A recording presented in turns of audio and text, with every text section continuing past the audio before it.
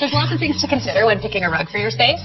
Along with price and style and just the way it feels to you, there's also whether or not it's the right size for your layout. Here are some options to consider when thinking about placing a rug for your living room, dining room, and bedroom. Looking at a living room space, this is a very standard living room layout. We've got a sofa, 2 chairs, side table, coffee table, and there's really sort of 3 ways you can lay it out. And quite frankly, I think they're geared to budget. The easiest way to think about it is how you're going to place the legs of the furniture in your room. The first layout to consider, and I think it's the ideal if you have the budget for it, is all of the legs of all of the pieces of furniture on the rug. So you're going to be picking a larger piece that will give you enough space to go all the way around the room with your sofa, your chairs, all of your tables sitting on top of that rug together. Now, of course, we're not putting any of our furniture up against the walls because that's a no-no. So because the furniture is off the wall, how close can you put your carpet against the wall? A good rule of thumb is 12 to 18 inches away from the wall, so you get a chance to see the flooring around the carpet. Helps to define the space nicely, but gives you circulation around the outsides of your room. The next option to consider is just having the front legs of all the major pieces of furniture on the rug. This is a little bit more budget friendly because it's going to mean you can go with a smaller piece. It's just going to be the right size so that the front legs of all your chairs and your sofa are sitting on the rug, but it doesn't have to be so large that it encompasses all of the furniture.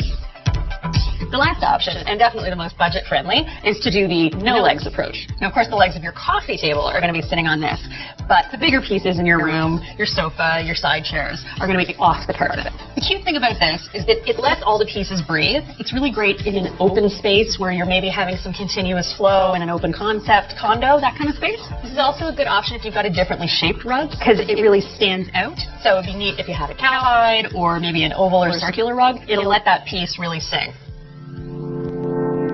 Moving on to the dining room, I think the most critical thing here is function. As nice as a dining room rug looks, the important thing is that you're not constantly catching chair legs on the edges.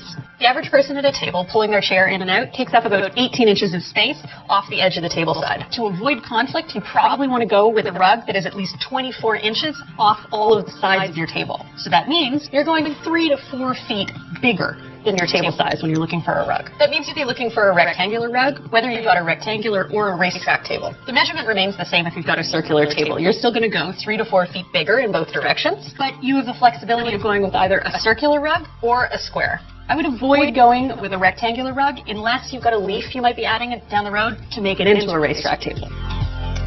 In a bedroom layout, I know that your bed is covering most of the space, but it's still really nice to be able to step out of bed onto a nice warm surface.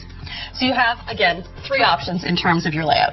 You can go with, again, the largest and most expensive option, a rug that goes all the way behind your bedside tables, past the foot of your bed, so you can walk all the way around the bed in comfort. Or you can do a slightly smaller option that stops in front of your bedside tables and actually runs perpendicular to the bed, so that, again, it'll go past the foot of the bed.